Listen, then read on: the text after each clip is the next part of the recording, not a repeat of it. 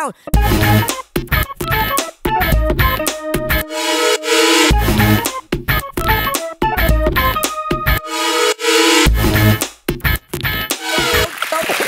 Salut les Challenge Samedi. Bienvenue dans l'émission qui vous aide à vous faire votre panthéon avec Laurent Baffy. Et maintenant, j'accueille Yann Moix.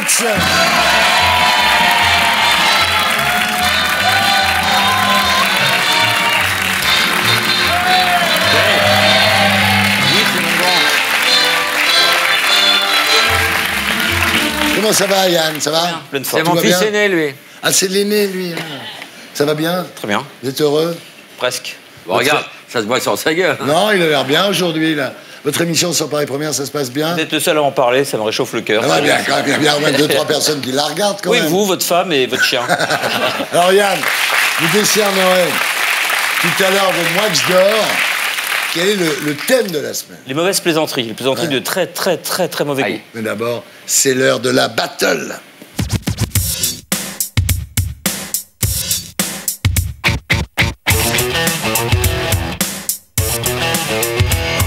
Alors, battle de ce soir, pour lutter contre l'alcoolisme, faut-il appliquer les mêmes méthodes qu'avec le tabac? Avec Nathalie Delatte, Perico Légas, Michel Reynaud et Patrick Bouchard.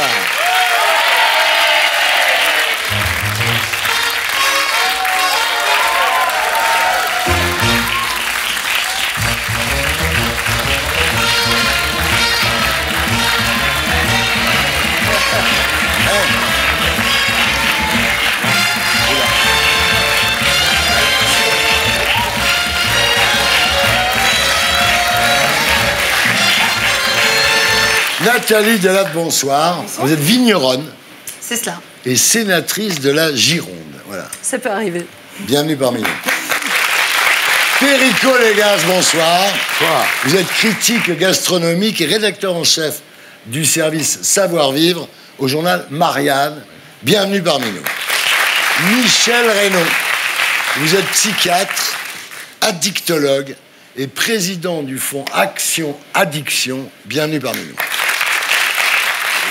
Patrick Bouchard, bonsoir. Vous êtes consultant, alcoologue, enseignant à la fac de médecine Paris 5 en alcoolologie, et vous êtes vous-même un ancien alcoolique, et vous publiez « Il suffit d'une rencontre » chez Flammarion. Bienvenue parmi nous. Alors, avant toute chose, l'édito de Blacko Serge.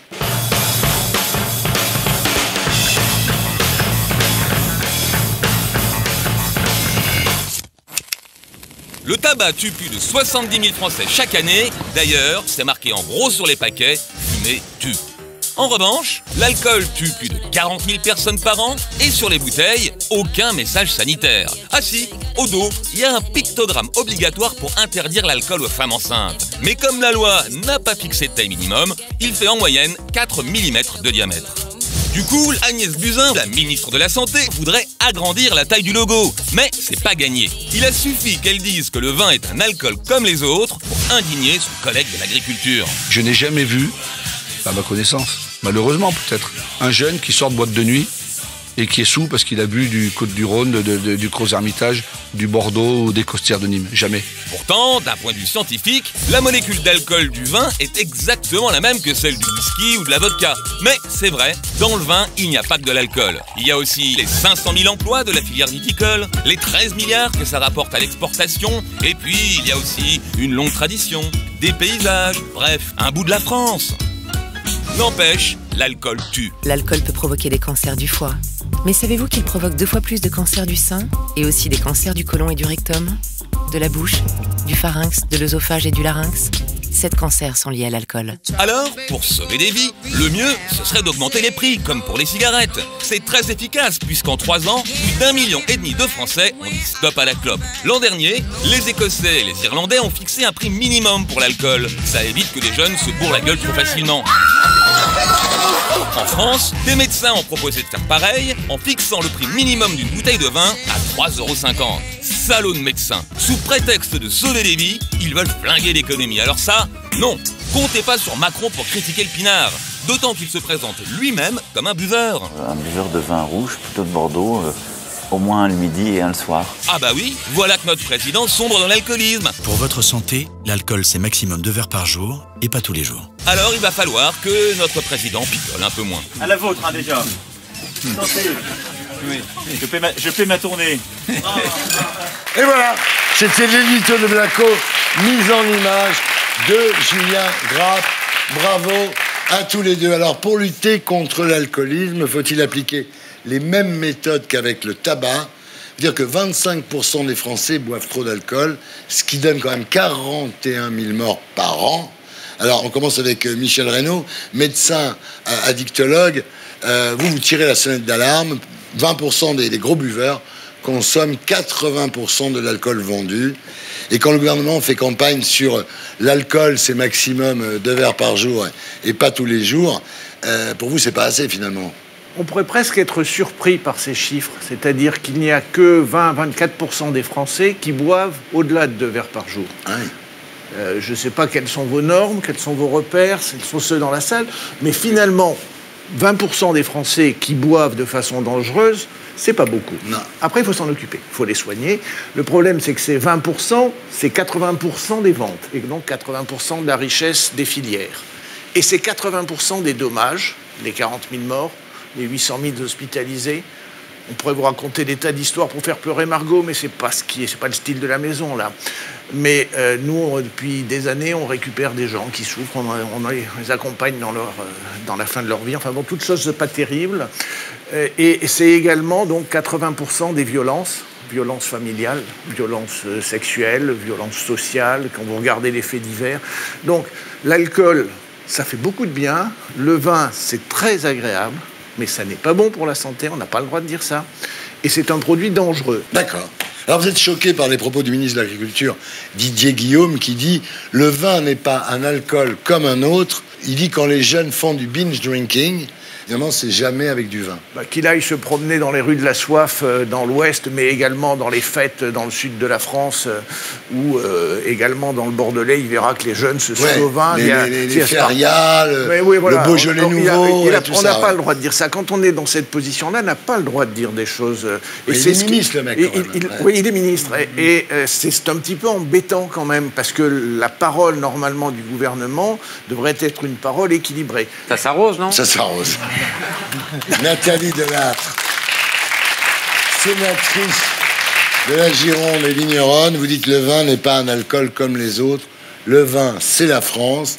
Il fait partie du patrimoine et de la culture française. On ne peut pas l'associer vulgairement au reste des alcools. Tout à fait. C'est vrai que nous ne nions pas que le vin contient une molécule qui s'appelle l'éthanol, qui est donc l'alcool. Mais surtout, le vin ne peut pas être réduit à une molécule chimique. C'est effectivement, peu de gens le savent, il est inscrit au patrimoine mondial de l'UNESCO parce qu'il fait partie de notre culture, de notre art de vivre et de l'image de ces Français qu'ils ont de cette consommation d'alcool qui est modérée. Et aujourd'hui, on voit bien, et les chiffres qui sont indiqués notamment par Blacko, alors soit sur les tués, vous parlez de 40 000, l'Ordre des médecins parle de 18 000, ou bien sur les comportements déviants, on peut dire, vous parlez de 25% d'un Français sur 4 qui a des comportements déviants. Les chiffres, on peut leur faire dire ce qu'on veut, parce que sur la dernière campagne, il y avait 3 critères. 2 verres maximum par jour, 10 verres maximum par semaine et des jours d'abstinence, des jours où on ne boit pas d'alcool. Il suffit que Laurent, par exemple, boive un soir 3 verres d'alcool et il est inscrit dans les 25% de Français qui ont un comportement déviant. Alors non, je crois que le chiffre réel, c'est que 97% des Français ont intégré la modération, boivent effectivement dans ces normes. Et les normes que nous prenons depuis longtemps, nous, les viticulteurs, sur cette modération. Alors, Péricot-Légas, donc vous dites, vous, le pinard a été pendant longtemps une source d'alcoolisme en France, mais aujourd'hui, c'est fini. Le pinard a fait des ravages. Le gros rouge qui tâche, qui était bu parce qu'il était bu comme de l'alcool, a été un drame national. Et c'est grâce à ça que le rôle du corps médical a été fondamental. Le vin n'est pas de l'alcool. Le vin est une boisson alcoolisée dans laquelle il y a de l'alcool. On ne boit pas... Non. Quand on boit un alcool fort, c'est pour se saouler. Ouais. C'est parce que même si c'est un whisky ou un cognac ou une eau de vie, c'est pour avoir quand même l'effet alcoolique. Le vin, c'est un tout dans lequel, effectivement, l'alcool a sa part de bonheur et de plaisir. Mais on ne boit pas le vin, on l'a bu. Et il y a encore des gens qui boivent du vin pour s'alcooliser dans une pathologie. Mais nous ne sommes pas dans la pathologie, chez le docteur. On est dans, ça s'appelle la vie. La voiture tue, docteur. Mais à 80 ou 130 km/h, elle tue moins qu'à 250. Mais je ne dis pas, moi, la voiture tue. Et pourtant, on pourrait dire, la voiture tue, donc il ne faut pas conduire. Voyez. Donc, vous êtes là en train de jeter un anathème. Non, sans aucun recul. Anathème, j'adore les grands si on vous écoute, on ne voit plus rien. Un peu, je fais les caves comme tout le monde. Vous êtes des intégristes sans concession. Nous boirons du vin. Accompagnez-nous dans cette consommation du vin. Accompagnez-nous dans la mort ou dans l'empoisonnement en nous freinant. Ça et là, ne jetez pas des anathèmes. Mais parce que l'effet est contraire. Bien. Patrick Buchard. Donc, vous publiez Il suffit d'une rencontre chez Flammarion. Alors vous êtes un ancien alcoolique, en fait. Vous avez été sauvé par un ancien buveur. Alors j'aimerais bien que vous disiez déjà un ancien malade alcoolique, parce que c'est une maladie. Un ancien malade parce alcoolique. Que la connotation d'alcoolisme, vous la connaissez tous, hein, c'est une connotation négative. Et moi, je suis un ancien malade. Oui, vous avez bu votre dernier verre à 30 ans. Hein. 30 ans, oui. Voilà. Et là, vous décidez, à partir de ce moment-là, de venir en aide aux malades alcooliques. Et en 1989, vous ouvrez le premier cabinet d'alcoolologie en entreprise. Après avoir fait 6 années d'études supérieures. Voilà. C'est-à-dire que le jour où j'ai arrêté de consommer de l'alcool, je suis devenu un peu intelligent. Moi, c'est le contraire. contraire. Je ne l'étais pas. Je te donnerai l'adresse, Bafi. Hein. On en a sauvé quelques-uns. Vous avez sauvé 1500 malades en les réinsérant dans le monde du travail. Bravo. Ouais. Ouais. C'est-à-dire que moi...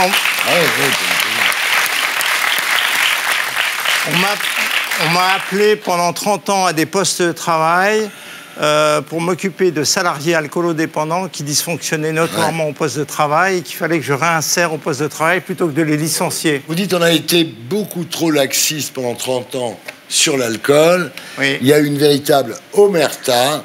Et aujourd'hui, on crée des générations d'alcooliques. Et vous avez une phrase terrible. C'est l'alcool, c'est l'équivalent d'un Boeing plein par jour qui s'écrase. Exact. Moi, je suis donc un alcoologue de terrain, donc je vois les choses. Je suis le seul, à chaque fois que je rentre quelque part, à reconnaître quelqu'un qui a un problème d'alcool. Perico, ça se voit qu'il picole. Ah ben, Perico, il faut qu'il perde des kilos, là, c'est sûr. Perico. On peut grossir sans boire de vin. Oui, mais là, c'est peut-être pas le cas. En même temps, sa femme est mince comme tout, donc... Elle boit plus que moi. Et oui. Elle m'a vidé toute ma cave. Elle va se barrer. Il l'a dit aussi. Quand la cave sera vide, elle va se casser, j'espère. Je suis sûr, moi. Il y a du boulot à faire sur les consommations excessives d'alcool, parce que tous les alcoolodépendants viennent d'une consommation excessive. Je ne mettrai jamais le Chinon et le Beaujolais Village sur le même rang que les prémix que l'on boit pour se saouler dans les fêtes. Enfin, c'est aberrant que vous puissiez... Oui, alors attendez. Un amalgame. Une grande partie des ventes, allez avec vous autour de la table. C'est à vous de les appeler, c'est pas à nous. Oui, mais on les rencontre, on les éduque et on les raisonne, heureusement. Laurent. Je voulais dire un truc important. Un verre, ça va. Pardon. Voilà, c'est après, oui. Alors, faut-il vendre le vin très cher, comme on a fait avec les cigarettes? C'est-à-dire qu'aujourd'hui, un paquet de clopes, ça vaut 10 euros.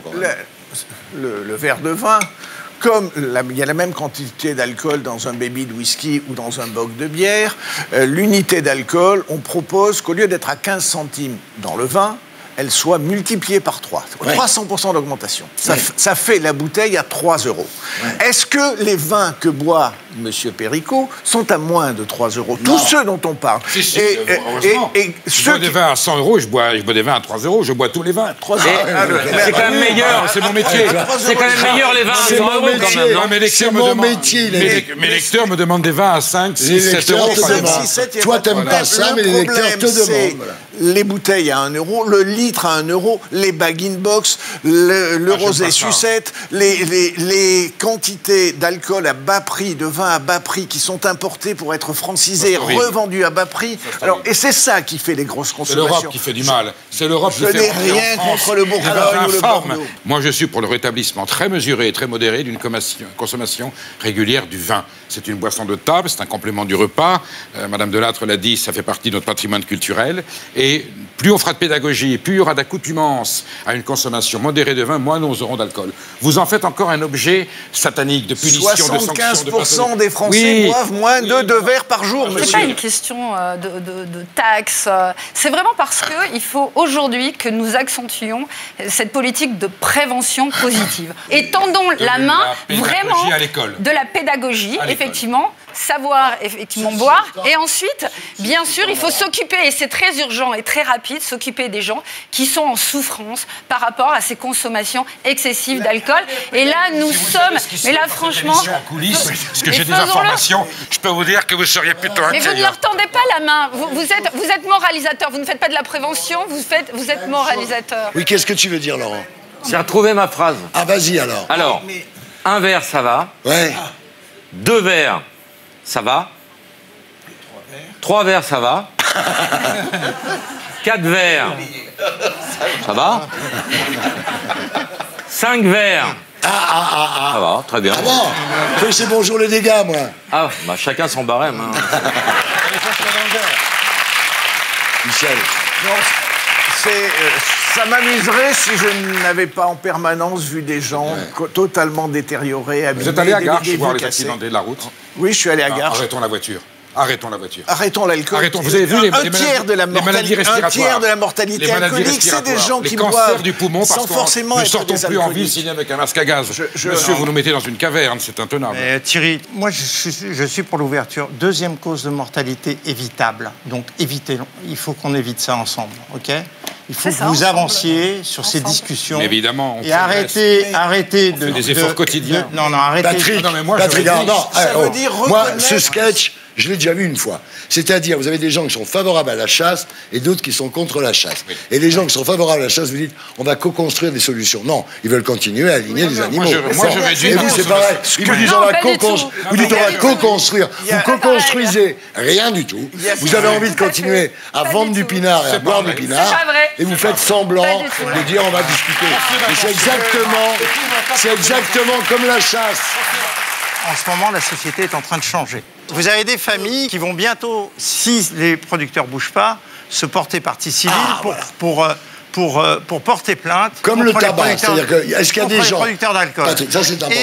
Et là, il y a de la matière. Alors, ils vont faire des procès à Madame Delattre en disant mon père est devenu alcoolique, mon père est mort à cause du pinard qu'il vous a acheté, je vous attaque au tribunal. Attention. Alors, c'est la vraie question. J'entends de savoir quel est le tribunal de la République française qui condamnera un producteur de vin parce qu'il y a eu consommation d'alcool abusive. Vous en rêvez? Parce que vous rêvez non, on rêve pas de ça, on rêve pas de ça. Attentistes de la santé. On rêve pas de ça. Absolument. On rêve pas de ça. Bizarriste idéologue. On rêve pas de Vous ça. êtes des intégristes de l'eau minérale. Non. Thierry, attention, Madame Delattre. Non, voilà. 9 verres, tu te dis bon. Ça me fait peur. Je suis sous arriver. Pas un contron. Madame Delattre. Je suis absolument pas d'accord avec ce que vous dites parce que nous sommes des producteurs responsables. Comme les chasseurs qui nous disent qu'ils sont responsables. Oui. Et nous avons... Ils continuent à aligner des biches le dimanche. Pas du tout. Mais nous avons effectivement remis à la ministre de la Santé des propositions. Le pictogramme des femmes enceintes. Voilà. Nous avons proposé que ce pictogramme soit grossi. Cela ne nous pose aucun état d'âme, bien au contraire. Nous sommes sur une bouteille de pétrus, ça va être moche quand même. Ah non, moi j'achète pas du pinard avec des pictogrammes. Mais je suis désolée. Au prix où ça coûte. Je suis désolée, mais si, il faudra bien l'acheter avec le pictogramme des femmes enceintes parce que c'est un vrai combat que nous souhaitons mener et nous le disons avec fierté. Ça fait partie des combats. On veut mener plein de combats avec vous. Ne nous rejetez pas. Acceptez notre aide. Nous avons mis en place un fonds de prévention. Nous avons des moyens humains et financiers à apporter. Ne coupez pas la malade sénatrice. Non, attention. Non, maintenant, on est dans les pictogrammes, justement. Est-ce que la solution Parce que moi, quand j'achète un paquet de clopes, quand même, dessus, je vois cancer et tout. Bon, alors qu'est-ce qu'on fait? On met des caches. Moi, je fume moins, effectivement, mais ça me fait peur. Est-ce que sur les bouteilles de vin, est-ce que vous voulez, mon cher Bichard... Moi, je mettrais 10 verres maximum. Non, mais est-ce que vous voulez qu'on mette des foies de cirrhosés, des foies malades, des foies tordus? Pour moi, ça n'a jamais fonctionné. Moi, j'aimerais mieux, et je le dis depuis des années, que les taxes qui sont perçues par le gouvernement, les taxes perçues par l'alcool pour les gouvernements, ainsi que les producteurs d'alcool mettent la main à la pâte. Si on mettait 1%, ne serait-ce qu'1%, mais on peut le faire demain, ça. Hein. Mettre 1% pour la prévention. Vous savez bien que un degré vous pour savez les que les taxes, elles vont... Regardez la taxe carbone. Les taxes, elles vont jamais là où mais oui, mais là je campagne publicitaire. Là, je rêve. Je suis en train de rêver. Avez-vous réfléchi à un monde sans pathologie alcoolique? Vous seriez chômeur. Monsieur. Vous n'auriez plus rien à faire. J'espère. Bon, on y va. D'abord, on s'occupe de toutes les addictions. Il y en a d'autres. Il y a le cannabis. Mais la pire en France, c'est celle-là. C'est celle qui tue le plus et c'est celle qui détruit le plus. Je voudrais juste faire remarquer quelque chose pour conclure. Oui. L'homme qui a sauvé le monde libre s'appelait Winston Churchill. Alcoolique patenté. Hitler ne buvait pas une goutte d'alcool. Oh là là! Voilà ça. Yann conclut. Chaque semaine, Yann conclut. Il y a quand même quelque chose chez l'être humain qu'on oublie, c'est effectivement cette affection pour l'addiction. L'addiction, c'est très important. Pourquoi est-ce qu'on voudrait supprimer les addictions? Il est vrai que dans l'addiction, il y a toujours une pulsion de mort. Même quand c'est une addiction au sport, ça pue la mort, l'addiction. Les types qui font 50 km par jour, moi je m'en méfie. Les mecs qui vont à la piscine tous les jours, par exemple. Oui, non mais je veux dire, 4, 5, 6 heures, il y a quelque chose que j'aime jamais trop là-dedans. Et encore que, bien sûr, il y a le vin, il y a l'alcool, il y a le tabac, etc. Mais comment est-ce que vous voulez supprimer le fait que les gens veulent peut-être se supprimer eux-mêmes? C'est-à-dire que la vie est une possibilité, mais c'est pas une obligation. Qu'est-ce qu'on fait quand, vers 15 heures, une sorte d'angoisse vient s'infiltrer dans l'organisme et qu'on ne peut pas lutter contre? Qu'est-ce qu'on fait contre l'ennui? Qu'est-ce qu'on fait contre la pulsion? Qu'est-ce qu'on fait contre le fait, comment est-ce qu'on soigne le fait que les gens, parfois, ont envie, de manière toute douce, de se débarrasser d'eux-mêmes? Laissez-les vivre, d'accord, mais laissez mourir les gens. Parfait. Tout ça, brillant, comme d'habitude. Systématiquement, pour oublier les amis de ma femme. Et voilà, merci à tous. Pierre Collégas, merci. Nathalie Delatte, merci. Michel Reynaud, merci. Patrick Buchan, merci. Merci à tous les quatre d'avoir été avec nous. Merci à Yann pour sa conclusion.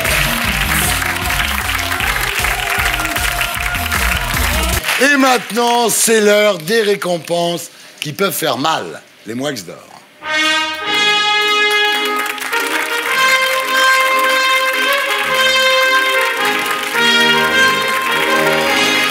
Alors Yann, on commence avec Christophe Castaner.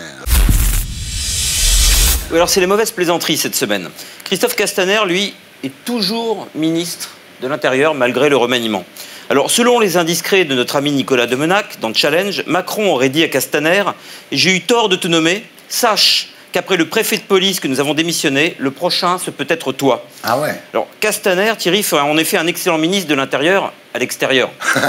Quant à Macron, s'il avait vraiment compris quelque chose aux Gilets jaunes, il saurait que le prochain, ce peut être lui. Ouais. Car nous avons, nous aussi, eu tort de le nommer. Alors, Audrey Pulvar. Selon Le Figaro, notre ami Audrey Pulvar va s'engager auprès d'Anne Hidalgo pour les municipales de 2020. Après la fermeture des voies sur berge, l'ouverture des voies sur barge. Oh là là! C'est un peu comme la corrida, les banderies à François Hollande. Alors, François Hollande estime, c'est son avis, il a le droit, que l'arrivée de l'extrême droite au pouvoir en France est imminente. Alors, il est facile d'annoncer le pire, Thierry, quand on a incarné le rien. François Hollande a inventé mieux que l'impuissance, il a inventé l'impouvoir.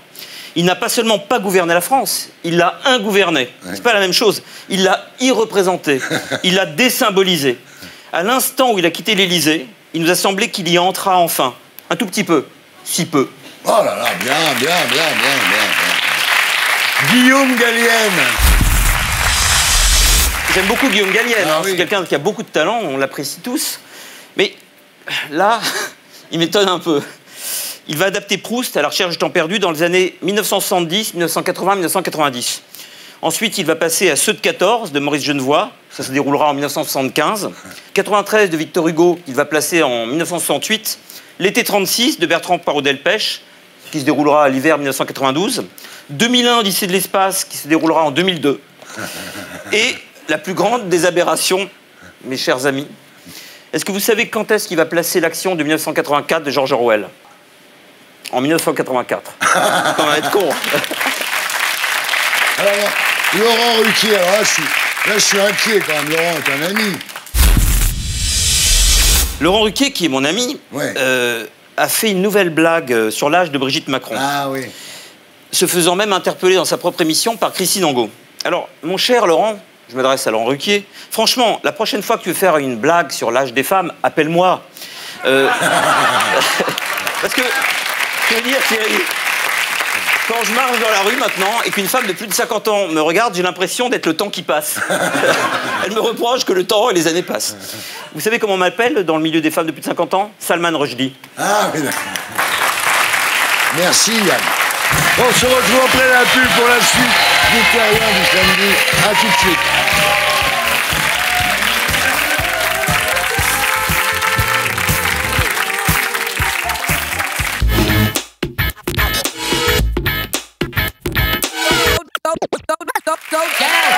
Rebonsoir les Terriens du samedi.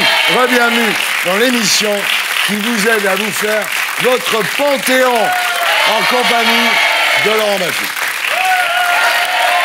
J'accueille Elsa Fayer, Michel Simès et François-Xavier Devaison.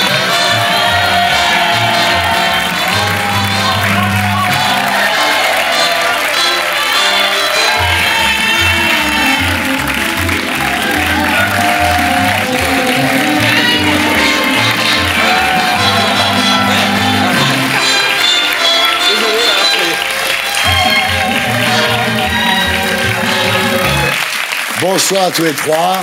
Bonsoir. On commence avec Michel Simès, animateur préféré des Français.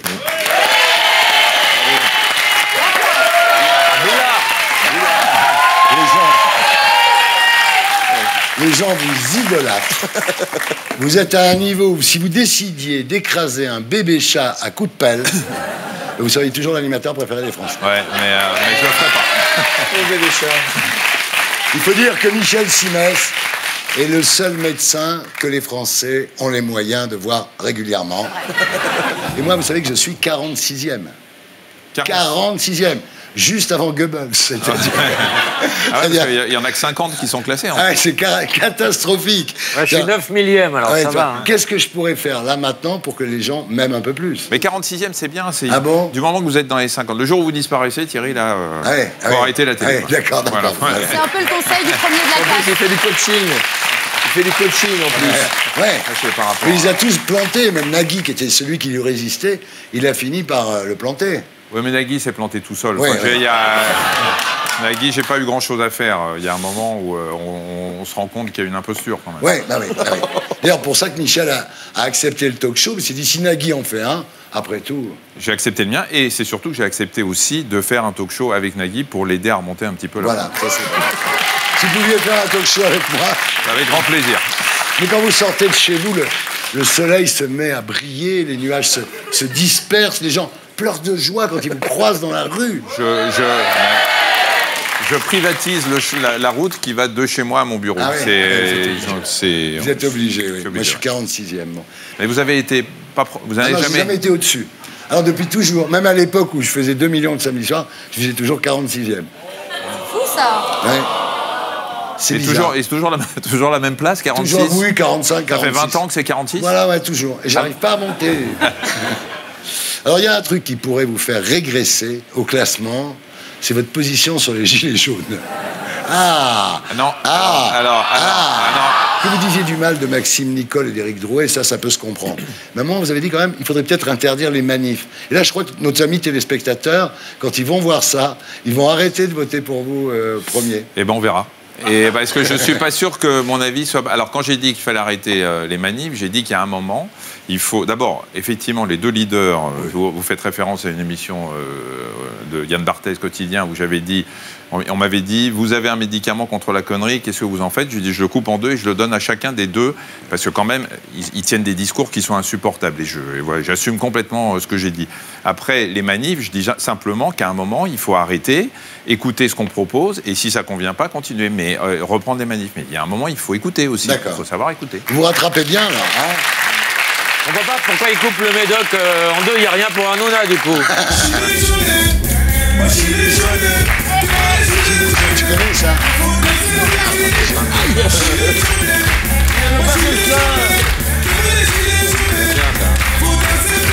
Alors Michel, nous parlerons donc de votre talk show, donc tous les mercredis, en deuxième partie de soirée sur France 2. Alors moi j'ai 22h40, méfiez-vous hein, quand même, parce que France 2...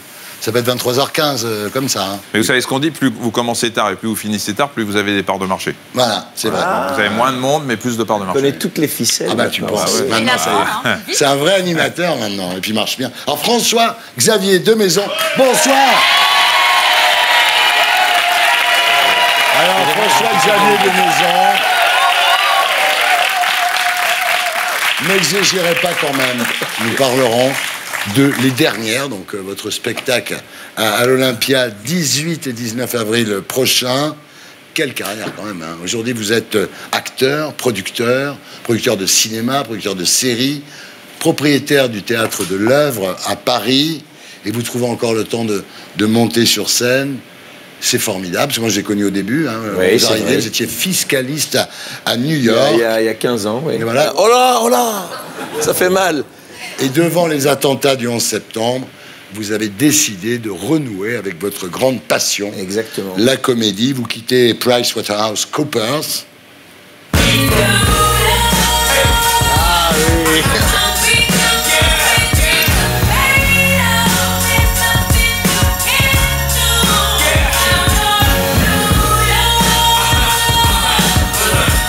Ce qui est incroyable, ça fait vraiment flipper de savoir que si Oussama Ben Laden n'avait pas attaqué le World Trade Center, vous ne seriez pas devenu comédien. On ne vous aurait pas vu dans All Inclusive.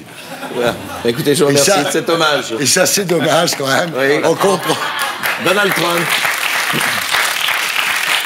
Alors, vous n'êtes pas obligé de répondre, mais si la production du film avait kidnappé quelqu'un de votre famille pour vous obliger à signer le contrat, vous nous le diriez? Je vous le dirai. Ouais. Ouais, non, mais écoutez, c'était 2 mois aux Antilles. J'en garde un excellent souvenir. Voilà, vous avez lu le chèque avant le scénario, c'est ça? Oh! La bonne nouvelle, c'est qu'il n'y aura pas de All Inclusive 2. En fait, non, sur le 11 septembre, il y a une autre rumeur, en fait. C'est que les 2 avions ont été détournés pour faire écrouler donc, les 2 plus grandes tours du monde, pour vous convaincre de vous lancer dans le one-man show. Sans Ben Laden, pas de bitou. Je pense que ça aurait été dramatique pour, effectivement, l'histoire du musical. Voilà, exactement, l'histoire du musical.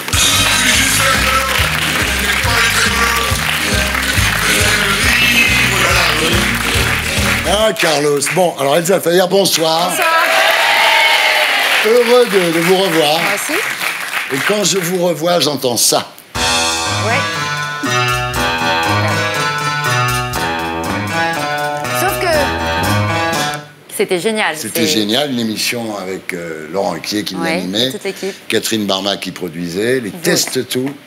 Moi, j'étais juste l'inventeur du concept. On vous a pas beaucoup vu, mais j'ai eu la chance de vous voir à Cannes. Moi, je l'ai fait plusieurs fois. Ah ouais, je me souviens avec émotion d'Elsa. Ouais, moi aussi. Ouais. Tu la regardes un peu, l'air de dire. Avec là, émotion. Il a un œil un peu, tu sais, avec émotion. Il aurait bien aimé essayer. Ouais, il aurait bien aimé essayer, Elsa. Il n'a pas tout essayé. Mais vous n'avez pas tellement changé, finalement. C'est vrai, vous non, trouvez? vraiment, non, moi, je ne vous ai pas vu depuis 10 ans, mais je veux dire par rapport à Christine Bravo, par exemple. Ah non, c'est exagéré. Vous avez... exagéré. Alors, je me souviens à l'époque, vous ne vouliez pas être la jolie fille.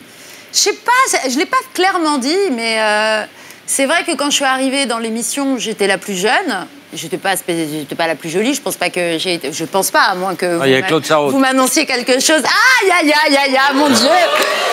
Ah, vous ressortez les dos, ça. Ouais. Oui, mais ça, c'était pas pendant l'émission. Hein. Il y en a une autre qui est encore pire, là. Voilà. Aïe, aïe, aïe. Là, vous n'êtes pas avec la jolie fille. C'est quoi ça?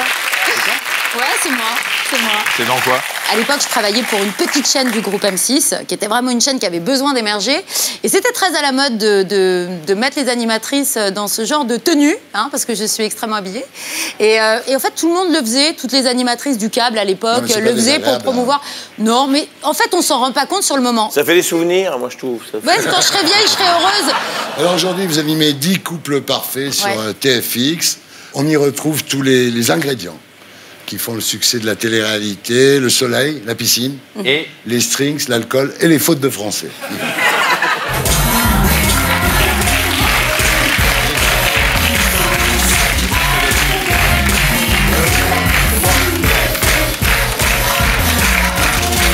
Et maintenant, c'est l'heure de la promo qui s'affiche, c'est shopping.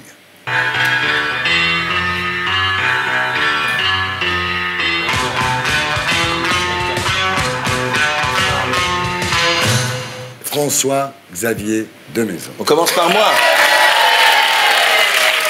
Vous êtes ici ce soir pour votre spectacle, Les Dernières, donc, que vous jouez à l'Olympia 18 et 19 avril. Le One Man sera diffusé sur Canal. Oui, le 19. Le 19, voilà. Alors, vous êtes venu nous parler de ce spectacle il y a 3 ans. Depuis, vous l'avez joué 230 fois dans toute la France, 11 fois à l'Olympia. Et pourtant, vous n'en êtes pas lassé. Non. Je m'en lasse pas parce que je dis souvent que j'ai l'impression de servir le même menu mais à des invités différents.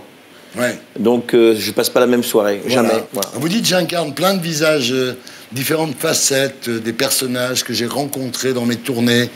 C'est un spectacle entre stand-up et théâtre. Oui, un peu. Je m'adresse au public. Je fais vivre des personnages. J'ai pris des petites photos. Je mets plus ou moins de temps à les développer et ça, je raconte mes tournées, voilà, comme un récit, comme une discussion, et puis je fais intervenir un personnage. Voilà. Alors le premier spectacle était très écrit, très théâtral. Le deuxième, c'était des sketchs. Et là, c'est du pur délire. Ouais, c'est Vous partez dans tous les sens. Exactement. Ouais. C'est l'exercice dans lequel je me sens le plus à l'aise. C'est la liberté, quoi. C'est la folie, pouvoir cutter quand on veut. C'est moi qui fais le montage, voilà. Et le fait que la salle soit vide, il fait ce qu'il veut. Mais c'est vrai. C'est vrai que ça donne de la liberté. Mais hein. oui, il n'y a pas de jugement. C'est vrai, il n'y a personne. Alors, c'est bon, il y a ma femme de temps en temps qui vient me dire le dîner est prêt, donc viens. Alors, il y a une vanne que j'adore. Pendant mon divorce, j'ai donné beaucoup d'argent à une avocate pour qu'elle dise du mal de mon ex-femme. Ma mère le faisait très bien gratuitement. J'adore cette vanne. C'est un peu misogyne, je trouve ça. Non, c'est très bien. On regarde à quoi ça ressemble.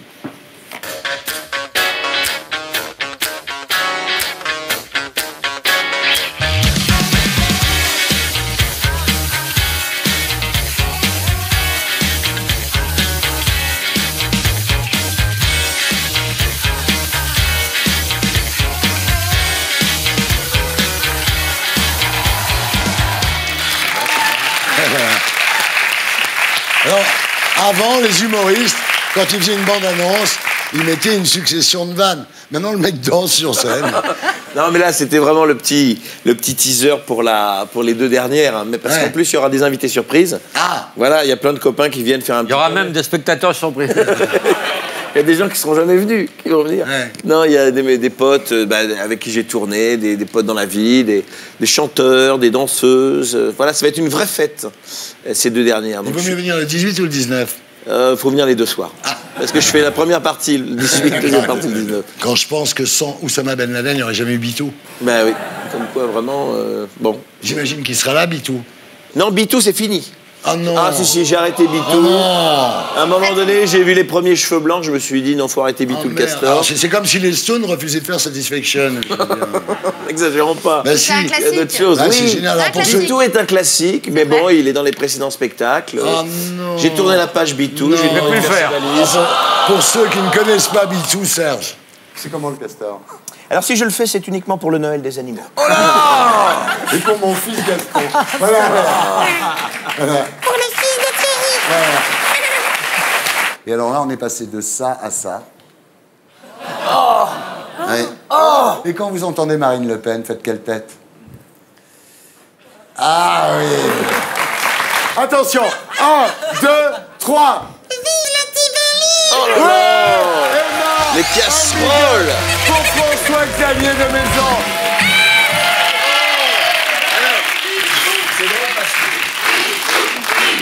Voilà, ça va être... Arrêtez-vous, je le connais, ça va être l'objet d'une longue négociation. Il va plus le faire, il fait barrage. Il sait le faire, parce que... Non, mais le Castor, barrage. Castor, barrage. Jamel, c'est dites-moi pas que c'est pas vrai. Oui. Gal, c'est j'adore, voilà, chacun a son truc. Non, Michel, mais dis donc. Je le fais à ma fille, c'est bien. Ah, vous le faites que à votre fille, maintenant? Dans la sphère privée. Non, vous ne voulez plus faire Bitou. Non, bon, attendez. allez. Une dernière. Pour vous ce soir. Attendez. Michel, il le fait bien. Elsa. Moi, je vois pas. Attends, il y a un mouvement. Elsa, sèche comme ça.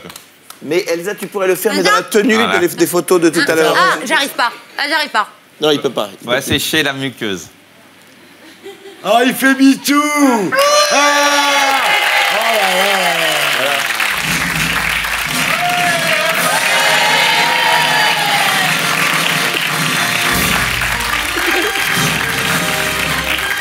Aujourd'hui, je me suis dit, c'est marrant parce qu'en venant faire l'émission, je me suis dit, il va refuser de faire Bitou et tout. Bah non. Et tu me l'as fait, Bah, Bitou. par amitié, par... Non, parce que quand c'est pour faire des dessins animés, t'en fais pas qu'il fait Bitou, Serge. J'accueille maintenant Bitou le Castor. Alors Bitou le Castor, qui a construit sa maison avec sa queue. Avec sa queue. Bitou, question, est-ce que tailler s'est trompé? Ouais. Terry fait recevoir, vraiment. Hein. Bitou Castor sur scène du 4 au 9 décembre. Alors là, le phénomène l'a échappé. Ouais. Le phénomène l'a échappé. Il y a un fan club qui s'est développé. Ouais, ça fait peur, même. Vous faites bien le castor, mais Ardisson, c'est un peu moins bien. C'est plus facile d'imiter un castor, finalement. Je dirais qu'il y a quelque chose de l'enfance. Voilà, dans le castor, il y a quelque chose de pur, de nostalgique, une petite voix. Les vraies questions. Bitou or not Bitou? Ah, voilà. Ce soir, c'était Bitou. Alors, après votre divorce... Aïe. Alors, il y a une formule formidable. Il dit, j'ai divorcé avec accusé de déception. Ah oui. Quelle belle formule. Ah oui, c'est jamais joyeux, c'est jamais... Non, c'est bien. Vous êtes tombé sur la bonne, cette fois. Oui, 12 € de l'heure. Anaïs? Bah écoutez, j'espère, on verra. Vous allez vous marier? Oui. Est-ce que vous allez dire oui en imitant Bitou?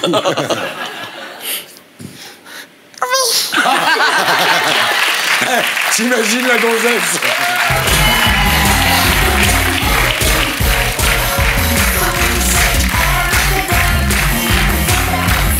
Et maintenant, François-Xavier, on va voir si vous savez tout jouer. On va faire une interview, je peux tout jouer.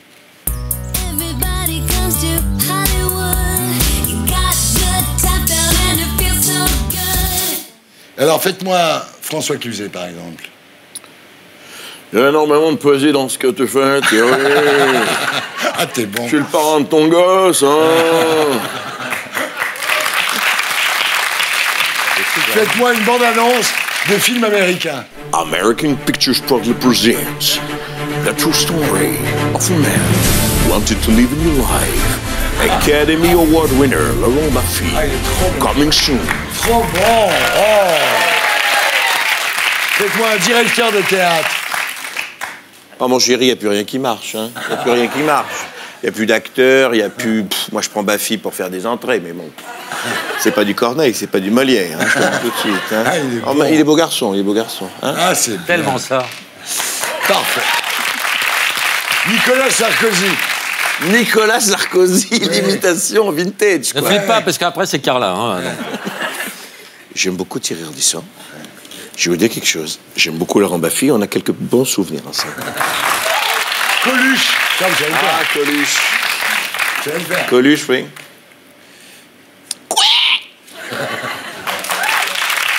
Ah, tu vas faire une fleur. Comme ça. Ouais. Vous la voyez, la fleur, là, Thierry? Vous n'avez pas dit en quelle saison non plus. Hein.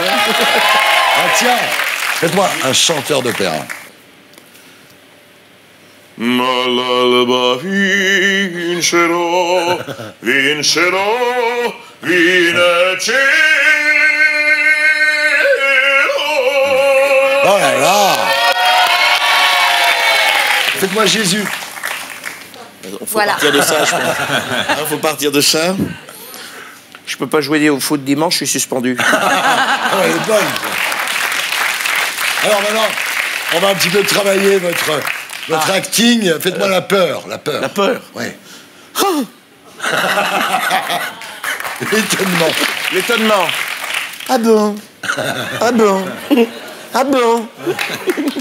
L'amour. L'amour.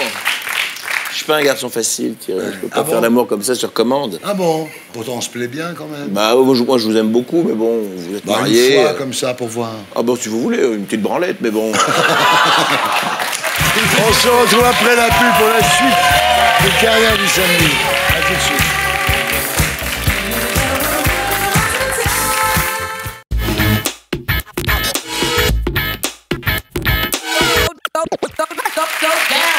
Bonsoir les Carrières du samedi. Bienvenue dans l'émission qui vous aide à vous faire votre panthéon en compagnie de Elsa Fayer.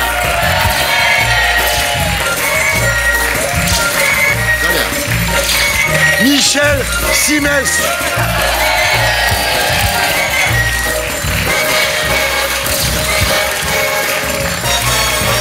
François Xavier Demaison.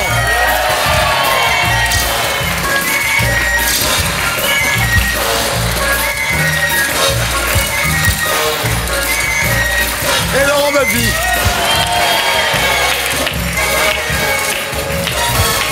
On continue avec shopping parce qu'un artiste, c'est aussi un code barre.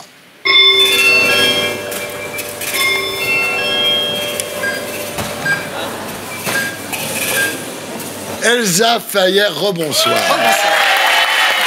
Vous êtes ici ce soir pour 10 couples parfaits, donc saison 3, du lundi au vendredi, à 17h50 sur TFX. Alors le pitch, 20 célibataires dans une villa avec piscine doivent former 10 couples parfaits en 10 semaines. C'est ça. Et tous les mercredis, on vérifie leur compatibilité amoureuse à l'aide de la Love Machine. Oui. Love Machine, je rappelle que c'est le pseudo de Michel Simès sur Net Échangisme.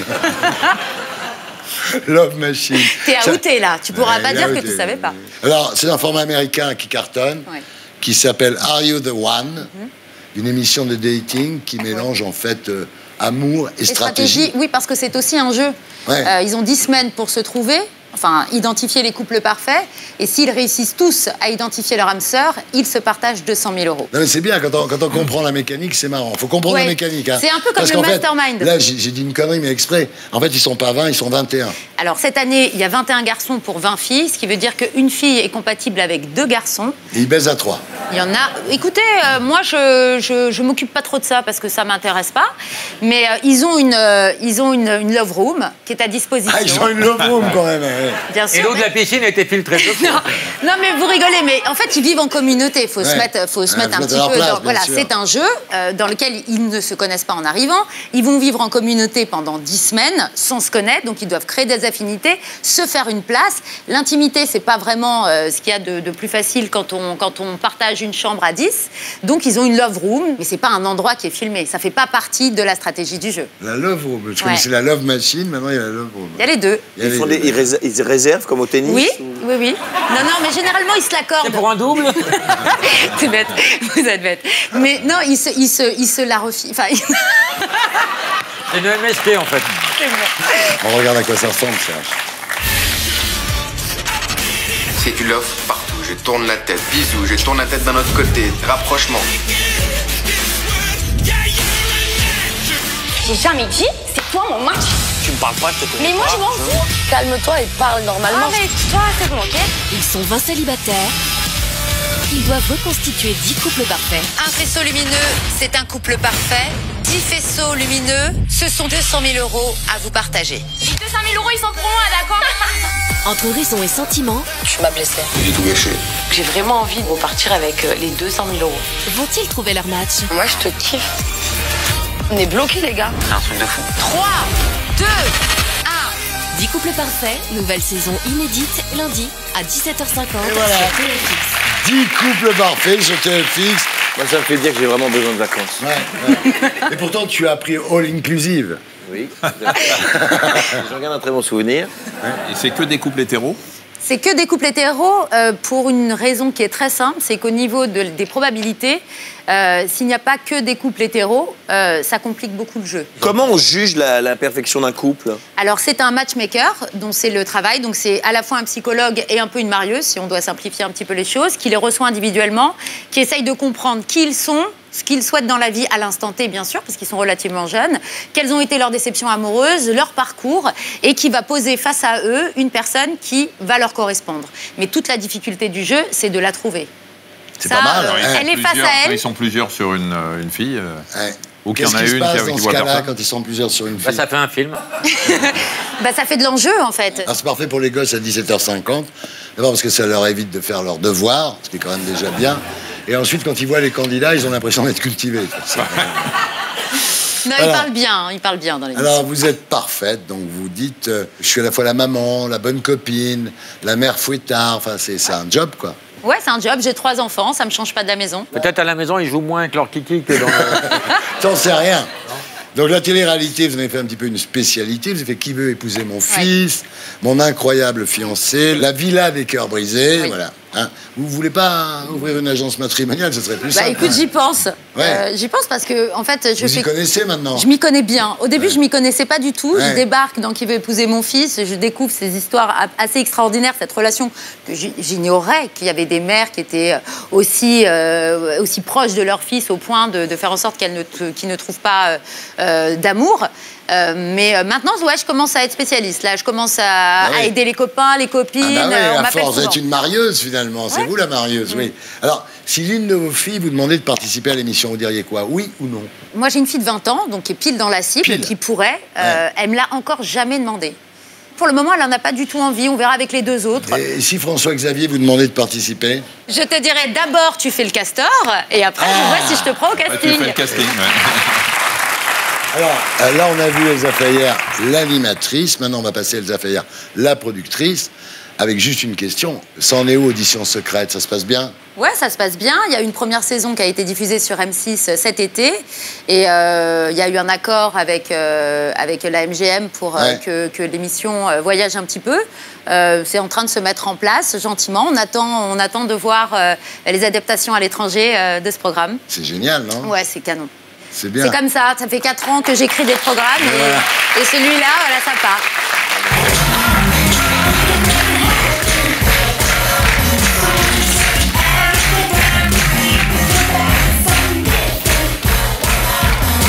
On continue avec Shopping parce qu'un artiste, c'est aussi un code barre.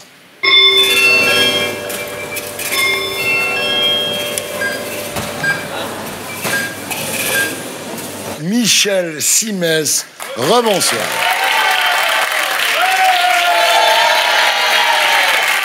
Alors, à force d'être l'animateur préféré des Français, vous avez décidé d'être vraiment animateur. Ouais, animateur médecin quand même. Oui, quand même, Je mais bon, reste animateur de on vous l'émission. retrouve jusqu'à la fin de la saison, donc tous les mercredis, en deuxième partie de soirée sur France 2, avec Ça ne sortira pas d'ici. Alors, le pitch, c'est un talk avec l'argument, comme on disait au théâtre, de la consultation médicale, ce qui produit pas mal de confidences, en fait. Oui, en fait, l'idée, c'était de faire une fausse consultation, parce que bien évidemment, je ne viole jamais les secrets médicaux, ce qui veut dire que mes invités people vont sur des choses très intimes, comme ça a pu être le cas avec Claudia Tagbo, qui a parlé de son cancer du sein, parce qu'ils veulent y aller. C'est pas moi qui vais les emmener là-dessus. Moi, l'idée, c'est de faire un talk show à la fois drôle, instructif, et qui permet de connaître des gens très connu, mais par un autre angle. Et le plus beau compliment qu'on ait pu me faire de ces émissions, c'est notamment, ça a été le cas avec Laurent Ruquier qui a fait la première, en disant on a découvert un nouveau Laurent Ruquier. Voilà. Alors, les résultats sont excellents, hein. Plus d'1 million de téléspectateurs. 37,5 de part de marché. Ouais. Bien. L'émission pourvu que la température monte. L'émission a été tout de suite sur orbite. Oui, c'est assez étonnant parce que bon, moi j'ai pas l'habitude des talk-shows, surtout en soirée. Et quand il y a eu le succès immédiat de Ça sortira pas d'ici, des gens de la télé m'ont dit c'est incroyable parce que généralement pour installer un talk-show, surtout en deuxième partie de soirée ou en prime, il faut 2 mois, 3 mois, 6 mois, mais 1 des an, fois jamais. Ou parfois jamais. Et puis surtout, tous les invités sont d'une générosité, mais qui m'épate moi-même. C'est-à-dire que j'arrive à discuter de choses avec les invités qui font partie de leur intimité. intimité. Il se livre comme quelqu'un se livre en consultation avec un médecin. Alors, avec Julie Gaillet, vous avez parlé de son périnée. Oui, il faut oser. Hein. Alors, il est comment, son périnée? Orientable.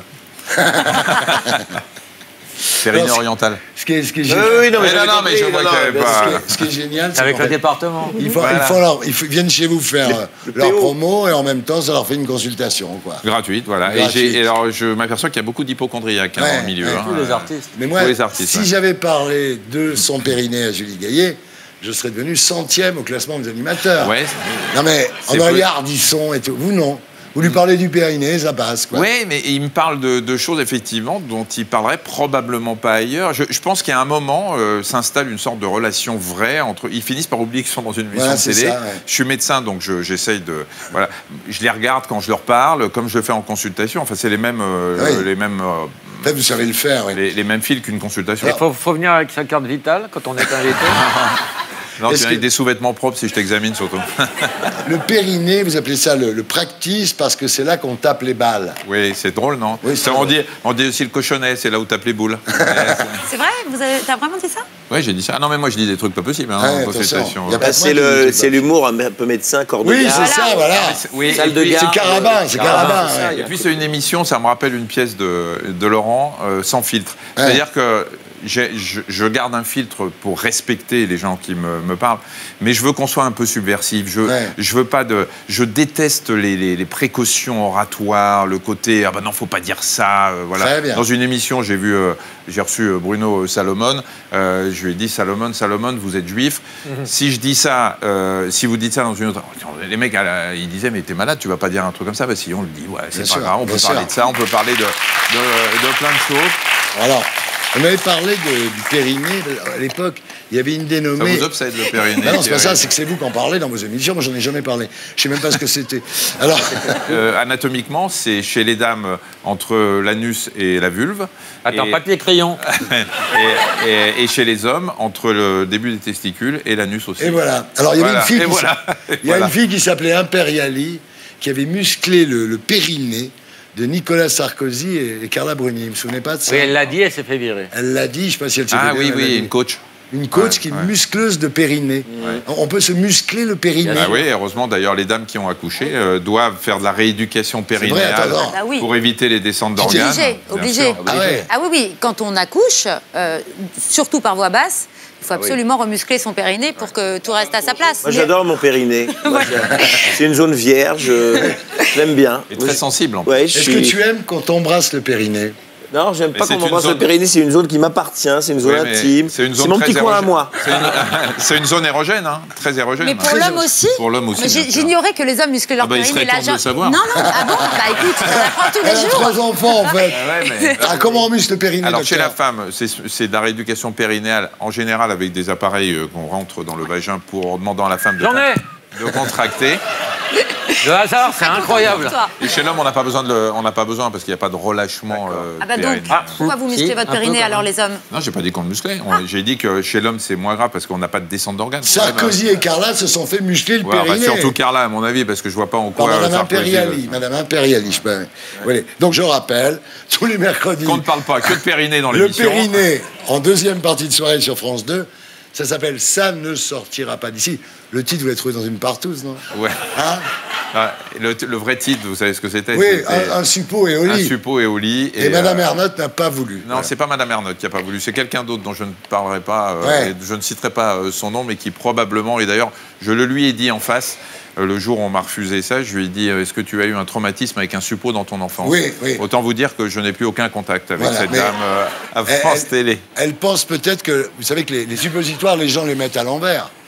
Oui, exact. Il ne faut pas le mettre du côté pointu, il faut le mettre du côté coupé, parce que pour des raisons anatomiques, quand vous le mettez du côté pointu, les sphincters vont le laisser ressortir. Alors que si vous le mettez à l'envers, et c'est pas ergonomique. 40-50 suppos. Et tout de suite. Tu vois? C'est pour ça, ce sale goût dans la bouche, j'avais pas compris. On regarde à quoi ça ressemble, Serge. Votre nom, moi et prénom, j'ai pas du tout Alex Vizorek, j'ai Alexandre Wieczorek. Wieczorek. Polonais d'origine, ouais. Votre nom, c'est celui qui rapporte le plus de points au Scrabble. Hein, de tous les humoristes. Il y a les W, les machins, un Z, un K. Il y a 3 fois 10 là. Vous faites partie de la diaspora belge qui est venue piquer le boulot des humoristes français, c'est ça? On appelle entre nous le grand remplacement. Mais... On va vous faire passer le test de Rorschach. J'ai jamais réussi à le prononcer. Parlez pas allemand. Vous connaissez le test de Rorschach? Oui, le papillon. Voilà. En fait, vous allez me dire ce que vous voyez. C'est un gros suppositoire, en fait. J'ai jamais vu ça. Je ne sais... En Belgique, on ne sait pas ce que c'est. Vous n'êtes pas prêt de le savoir. En bleu, alors. Et là? Bah, comme vous, gros dégueulasse.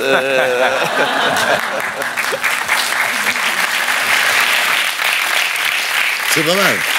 C'est très drôle. Et puis, cette émission qui va donc être celle de mercredi prochain, avec André Dussolier-Scheim, qui est sublime, très très belle et intelligente, et avec Alex, qui est très angoissé. Ouais. Vous allez voir que ce qui est vraiment Alex Vizorek, je peux vous dire que... C'est nous, on le connaît, mais pas complètement, effectivement. Ah ouais, vous allez voir qu'il est c'est un grand angoissé de la ville. Ah oui. Ah ouais. Ce qu'il faut dire, c'est que c'est tourné juste à côté d'ici. Hein. Le plateau qui est là. Et bon, on va voir, on va y aller, on va voir.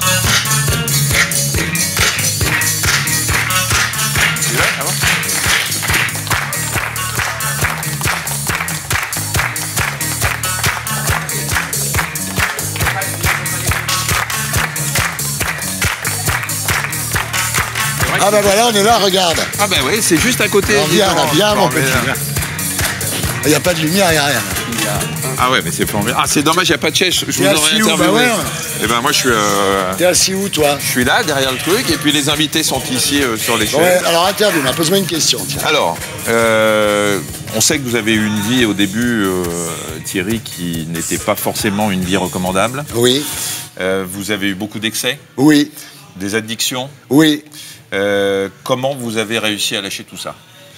Bah, honnêtement, quand à un moment j'étais accroché à l'héroïne, et ça m'a énervé. Ça m'a énervé de dépenser autant d'argent, d'être obligé d'attendre les dealers. Et j'ai trouvé qu'il y avait plus d'inconvénients que d'avantages.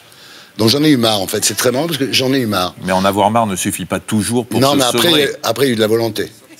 Donc j'ai rien pris. J'ai pris ni Subutex, ni Méthadone. Je suis parti en Californie. Et pendant... je suis passé 3 mois en Californie à faire du jogging, à essayer de me reconstruire. Et ça m'est arrivé avec les cigarettes aussi. C'est-à-dire qu'à un moment, j'en ai eu marre d'avoir la gorge sèche, de me réveiller en toussant, et j'ai choisi la vaporette. Est-ce qu'on réussit à ne plus jamais avoir envie de drogue quand on est sevré? Non, j'ai plus d'envie d'héros. J'ai envie de cigarette, mais plus envie d'héros. C'est plus dur de décrocher de la cigarette que de l'héroïne. Viens, mon petit, viens. Donne-moi la main, papa. Oh, oui. À côté, tu veux pas tirer la boule noire? Avec ma chance, je vais la tirer. Ah bah là, t'en as d'autres, là.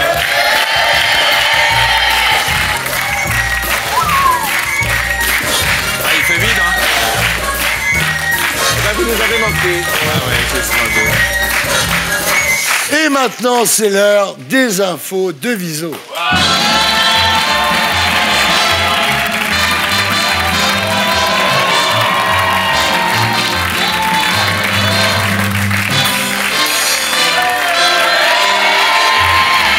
Bonsoir à tous. Alors, ce que je voudrais dire avant toute chose, c'est que je suis allé avec ma chère et tendre voir votre spectacle vous étiez là. vendredi dernier. Franchement, c'est excellent. Vous avez bon goût. Attention, jingle.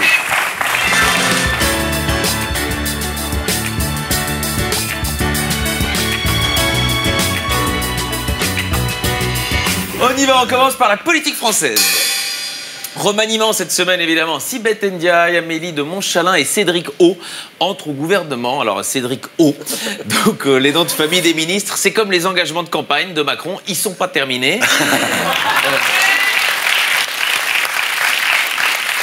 Et autre surprise au gouvernement, Sibeth Ndiaye, voilà, elle a déclaré « La France m'a beaucoup donné, à mon tour de lui rendre ». Et c'est vrai que la France lui a beaucoup donné. Et à 9000 boules par mois, la France va continuer à lui donner beaucoup. Et au total, Macron, en 2 ans, il a déjà nommé 50 ministres. Alors après, qu'on vienne pas me dire que ce gars-là fait rien pour l'emploi, il a quand même trouvé du boulot à 50 personnes qui sont pas que des flèches. Donc c'est quand même chapeau à lui.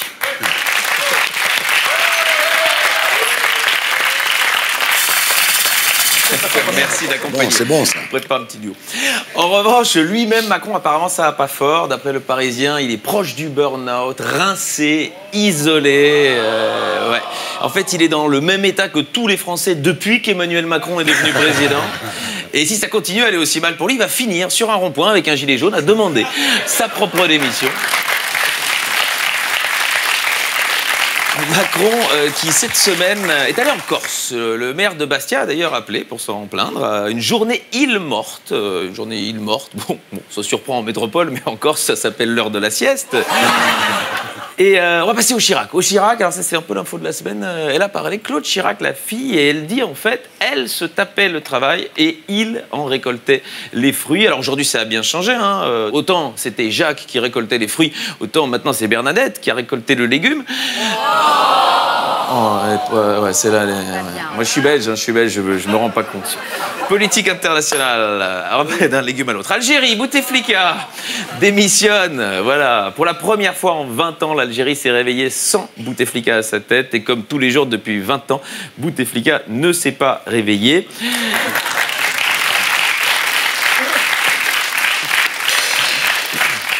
Passons aux États-Unis. Elle est noire, homosexuelle, mère de famille. Lori Lightfoot est la nouvelle maire de Chicago.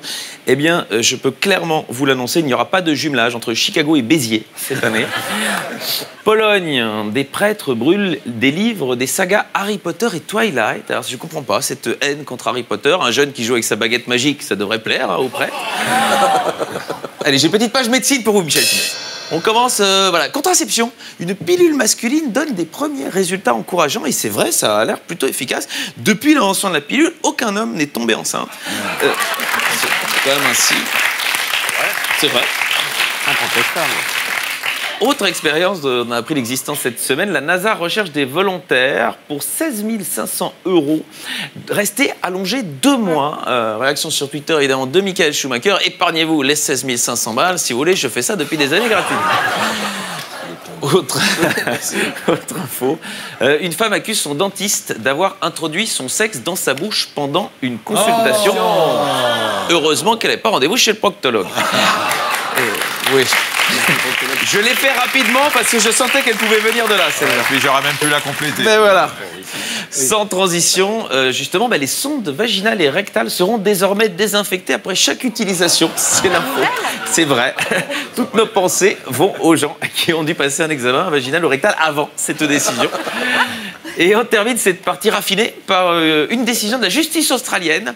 Apparemment, péter sur ses collègues n'est pas du harcèlement. Oui, apparemment, c'est une décision du juge de paix, évidemment. Ben oui, c'est là. C'est là, elle est brillante. Elle est bien, oui. Vous savez pourquoi on le fait? Parce qu'on dit toujours « père retenu, furoncle au cul ». Ah ouais. On va faire un truc ensemble, Michel. C'est possible. Conso, Auchan reconnaît avoir vendu des sacs bananes avec une croix gammée en Pologne. C'est terrible, c'est choquant. Enfin, qu'en 2019, on vend encore des sacs bananes. People. Divorce au bout de 4 jours. Nicolas Cage s'est marié sur un coup de tête car il était trop saoul. Faudra quand même penser à vérifier que Christophe Castaner n'a pas passé la bague au doigt de Clara l'autre soir. Et après, Nicolas Cage, en fait, j'ai l'impression que... certes, il s'est marié parce qu'il était ivre, mais je pense que son styliste a également profité de son état pour se foutre de sa gueule à quelques occasions. Mode, justement, Emma Coronel, la femme d'El Chapo, crée une ligne de vêtements. Ça doit lui faire tout bizarre de créer une ligne qu'on ne peut pas sniffer. Mais je pense que ça va être une chouette ligne. Il y aura de tout, d'El Chapo melon, des chapeaux de forme, des chapeaux de connard. Bon, il y a les enfants aussi. Il y a des enfants qui regardent, il faut qu'ils en pigent une de temps en temps. Allez, les brèves. Haute-Garonne, une femme déclarée morte par son médecin reprend vie sous son linceul. Attention, peut-être que Bouteflika va revenir quand même. En France, au dernier comptage, 40 ours peuplaient les Pyrénées. Et voilà, ça y est, on a retrouvé les 40 qui ont voté Jean Lassalle à la dernière présidentielle. Rennes, fausse alerte à la bombe. En gare de Rennes, en fait, l'auteur de l'appel ne voulait pas rater son train. Franchement, ils n'ont pas été finaux, les gars, parce qu'ils auraient dû se rendre compte quand le type a appelé et qu'il a crié « à la Wagon-Bar », évidemment. Passons à l'artiste de la semaine. Ah, alors ça, j'aime bien. Chaque semaine, je vous propose un artiste, un musée à visiter. Oui, et là, il faut aller à Londres pour le voir. Juan Cornella, c'est un Espagnol spécialiste du non-sens et de la satire de l'époque, et de l'humour noir, bien sûr. Il a plus de 4 500 000 followers sur Twitter, 2,5 millions sur Instagram. Moi, j'aime beaucoup ce qu'il fait. Il expose à Londres jusqu'au 4 mai. L'exposition s'appelle I'm Good, Thanks, ce qui veut dire je vais bien, merci. Quand on voit les thèmes qu'il aborde, notamment celui-ci, on se dit heureusement qu'il va bien. Il a une fascination pour les selfies. Alors ça sera la première partie. Voilà, on comprend assez vite ce qu'il pense. Hein, là, on reconnaît bien Bernard de la Villardière qui prépare une émission consacrée à la banlieue. Ouais, encore ici, voilà, celle-là, elle est super. Émouvant. C'est la dernière photo d'Angelina Jolie avec un de ses futurs enfants. Et celle-ci, ben voilà, il essaye sans doute de nous dire qu'il y a beaucoup de trous de balles sur les selfies. Mais il y a d'autres thématiques, évidemment. Voilà, on reconnaît l'illustration d'un proverbe espagnol, pas de bras, pas de hola. Plus dur, un homme qui joue de la guitare et une jeune femme qui saigne des oreilles, soit le quotidien de Francis Lalanne. Autre dessin, voilà, Véronique Courgeot s'est mise au basket et... Alors ensuite, eh bien, on va reconnaître Michel Simès qui livre un diagnostic clair à son patient. Monsieur, c'est sûr, vous avez une bronchite. Et parfois, c'est des réflexions sur plusieurs cas. J'aime bien celle-là, voilà, qui résume comment on maquille un crime aux États-Unis pour échapper à toute poursuite. L'assassin de la petite vieille l'a peint en noir. Et c'est elle qui est arrêtée dans la dernière case. C'est très malin et assez drôle. Et encore 2-3 pour terminer. Voilà, les frères Bogdanov vont au solarium. Et la dernière, qui nous prouve que le grand gagnant des 12 coups de midi, Christian Quesada, avait sans doute sauté une classe en primaire. Allez, à Londres, ou bien abonnez-vous à Juan Cornella, parce que là, c'est comme la politique, c'est pas parce qu'on ne comprend rien qu'on peut pas en parler. Et voilà, c'était Alex Vizorek. À la semaine prochaine. Voilà, c'était les Terriens du samedi, avec François Langlais, Michel Simès, Elsa Payer, François-Xavier de Maison et Laurent Maty. Merci à tous ceux qui m'ont aidé à faire cette émission. À demain, 18h45, pour les Terriens du dimanche, avec Louis Alliot et Jean-Luc Lahaye et Jérôme Star. Salut.